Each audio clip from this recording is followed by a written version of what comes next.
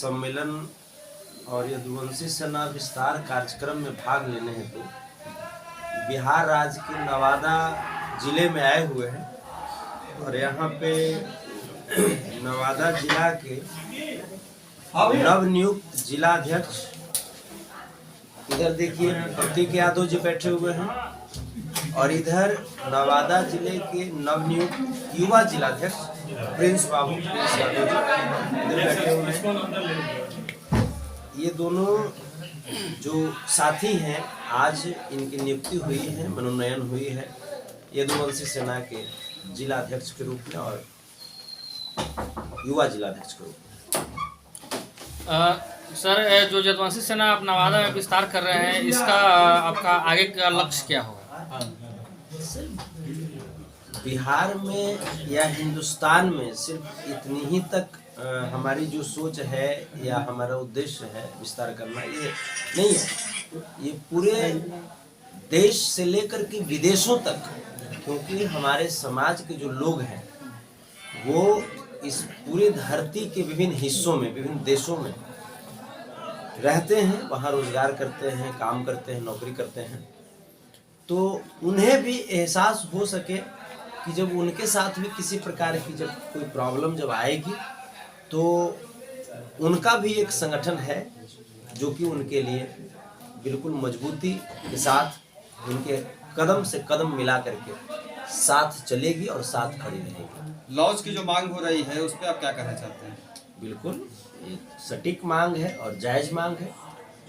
जैसे कि हर एक समाज का एक अपना अपना छात्रावास होता है, तो जो यहाँ के साथियों ने जो मांग किया, नवादा के साथियों ने कि यहाँ पे भी एक यादव लॉज होना चाहिए, तो हम यदुवंशी सेना के आदरणीय संरक्षक श्री तेज प्रताप यादव जी से, आदरणीय उप संरक्षक श्री प्रभुनाथ सिंह यादव जी से अपने साथियों के साथ चल करके, जैसे हमारे बिहार प्रदेश अध्यक्ष सुरेंद्र यादव जी आए हुए हैं, यदुवंशी सेना के राष्ट्रीय उपाध्यक्ष रामाशंकर कुमार क्रांति जी आए हुए हैं, तो सभी साथियों के साथ मिलकर के वहाँ पे इस प्रस्ताव को रखेंगे और कोशिश करेंगे कि जितनी जल्दी हो सके इसके निर्माण कार्य में हाथ लग जाए। आपने एक बात कही स्टेज के दौरान कि बहुत जल्द 1 साल के अंदर छात्रावास बना दिए जाएंगे, यादव छात्रावास, यानी कि ये क्या संभव आप कर पाएंगे 1 साल के अंदर? सर, अगर आपके अंदर दृढ़ इच्छा शक्ति हो तो कोई भी जो इस दुनिया में कोई भी ऐसी चीजें नहीं है जो नहीं की जा सकती। आपके अंदर दृढ़ इच्छा शक्ति होनी चाहिए और आपके अंदर एक ईमानदारी होनी चाहिए।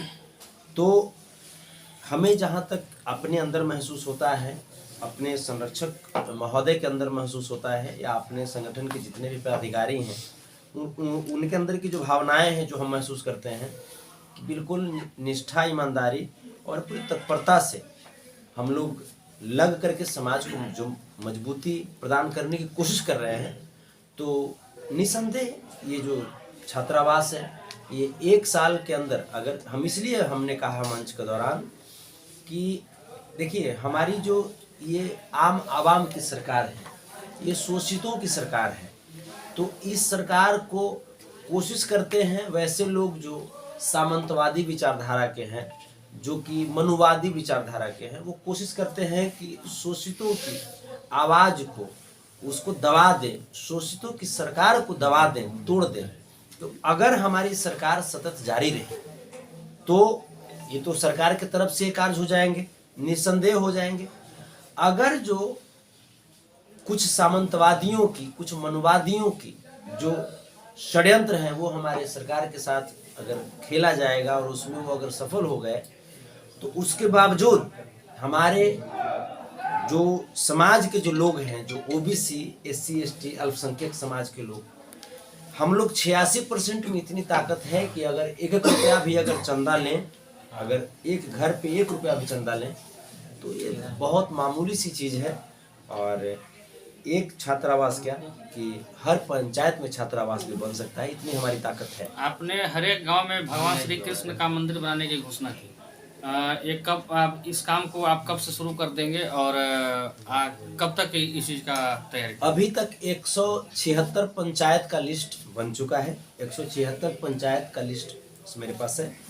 और जैसे अभी हमारे जो यदुवंशी सेना के आदरणीय संरक्षक महोदय जो है, आप देख रहे हैं कि वहाँ पोह की स्थिति थोड़ा सा सरकार को लेकर के चल रही है, तो उधर भी थोड़ा सा उलझे हुए हैं। जैसे ही सारा चीज़ सेटल हो जाएगा, हम लोग इसकी स्टार्ट हम लोग कर देंगे। आपके आरजेडी सरकार आ चुकी है बिहार में और लगातार यादव की हत्या हो रही है और आप यदुवंशी सेना के राष्ट्रीय अध्यक्ष हैं।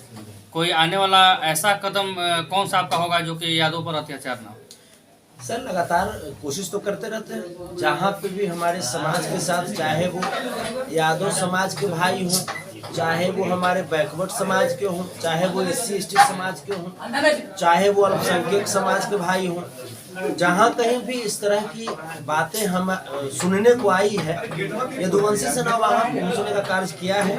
और जैसा कि आपने देखा कि भागलपुर में जिस प्रकार से RSS और संघियों के द्वारा, मनुवादियों के द्वारा एक यादव समाज, बैकवर्ड समाज, SC/ST समाज और अल्पसंख्यक समाज के बीच दंगा उत्पन्न करने का प्रयास किया गया था, वहाँ पे भी गया हम लोगों ने और जा कर के स्थिति को संभाला।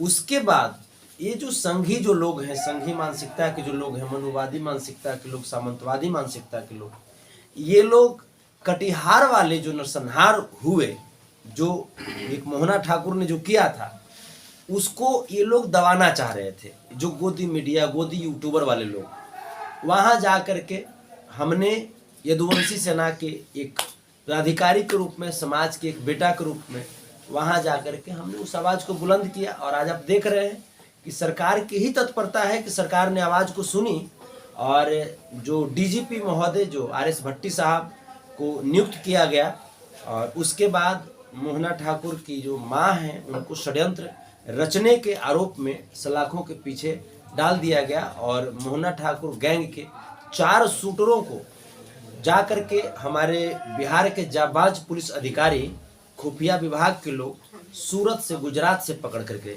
यहाँ पे लाए और उसको सलाखों के पीछे डाले। यादव समाज पर जो लगातार जो हत्या हो रही है यादव समाज में, उसका विरोध आप करते आ रहे हैं, तो क्या लगता है कि DGP आए हैं तो इस पर लगाम लगेगा?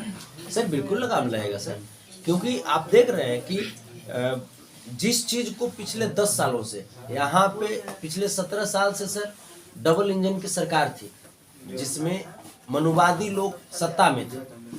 लेकिन अब जो सरकार जो बनी है, वो सरकार बिल्कुल बदल चुकी है। आम आवाम की सरकार है, शोषितों की सरकार है। तो पिछले 17 सालों में ये जो मनुवादी प्रवृत्ति के जो लोग थे, जो संघी जो मानसिकता के जो लोग थे, उनका जो अत्याचार करने की जो प्रवृत्ति बढ़ गई थी, उन लोगों पे लगाम लगाया गया है। और आज वही लगाम लगाने का ही नतीजा है कि RS भट्टी साहब आए, तेज तर्रार IPS ऑफिसर रह चुके हैं पहले वो, और आज भी अच्छा कार्य कर रहे हैं और बिहार को एक अच्छी शासन व्यवस्था दे रहे हैं। अहिर रेजिमेंट की भी मांग हो रही है यहाँ नवादा में। अहिर रेजिमेंट के बारे में क्या कहना चाहते हैं आप? सर अहिर रेजिमेंट बिल्कुल बनना चाहिए। अहिर रेजिमेंट तो कबे का बन जाना चाहिए था।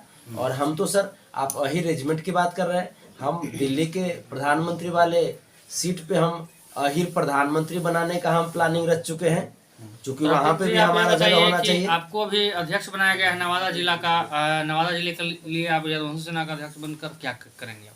जी भैया, बहुत बहुत मतलब हम उम्मीद नहीं किए थे कि इतनी बड़ी जिम्मेदारी हमें मिलेगी कभी, लेकिन जब से हम संतोष रेणु भैया से जुड़े हैं, इनका फेसबुक और सोशल मीडिया तरह से जो देखते थे, तो हमको एक अलग ऊर्जा मिलता था अपने समाज के प्रति कुछ काम करने के लिए।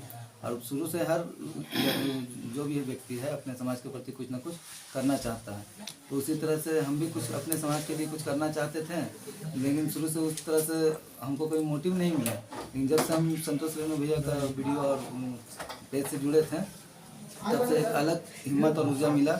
तो जिसके बाद फिर संतोष रेणु भैया से हम किसी तरह से जुड़े हैं और फिर हमको मतलब इतनी बड़ी जिम्मेदारी दी गई। तो इस जिम्मेदारी के बाद हम अपने तरफ से यही करेंगे कि जितने भी मतलब भैया जो हमसे मिले थे तो कहे थे, एक बात हम मेरी जो भैया की जो हमें अच्छी लगी वो ये था कि जो यदुवंशी समाज है, जो सिर्फ एक समाज नहीं है, इसके अंदर में समझिए कि यदुवंशी समाज सबका मतलब कि आर्मर है, सबको प्रोटेक्ट करके चलना इस समाज का काम है। तो उस तरह से हम भैया बोले थे, हमारे संतोष रेणु भैया बोले थे कि जो अल्पसंख्यक हो, पिछड़ा हो, SC हो, ST हो और जो भी समाज हो, यहाँ तक कि जो फॉरवर्ड समाज भी है, उसमें अगर जो भी मतलब परेशानी में उसको मतलब अपनी तरफ से आप मतलब कि खड़े रहिए कहीं भी कोई मुसीबत आए तो। लेकिन हाँ, अगर जहाँ अपने समाज को दबाने का और कुचलने का प्रयास किया जाएगा और हक छीनने का प्रयास किया जाएगा, वहाँ हर तरफ से खड़ा रहने के लिए हम भी भैया के साथ साथ हम भी खड़े हैं हर जगह पे, अपने नवादा क्षेत्र में भी, और भैया के साथ कहीं भी कदम से कदम मिलाने के लिए, अपने समाज के लिए लड़ने के लिए, और जो भी पिछड़ा समाज है उसके लिए लड़ने के लिए, हम अपना हक हुकूक का लड़ाई लड़ने के लिए अडिगता से खड़े रहेंगे। आपको इतनी बड़ी जिम्मेवारी दी गई है आपके ही टीम से, यानी कि यदुवंशी सेना के कुछ आपके मेंबर वैसे होंगे जो कि उसका गलत फायदा उठाएंगे, उसके लिए आप क्या करेंगे?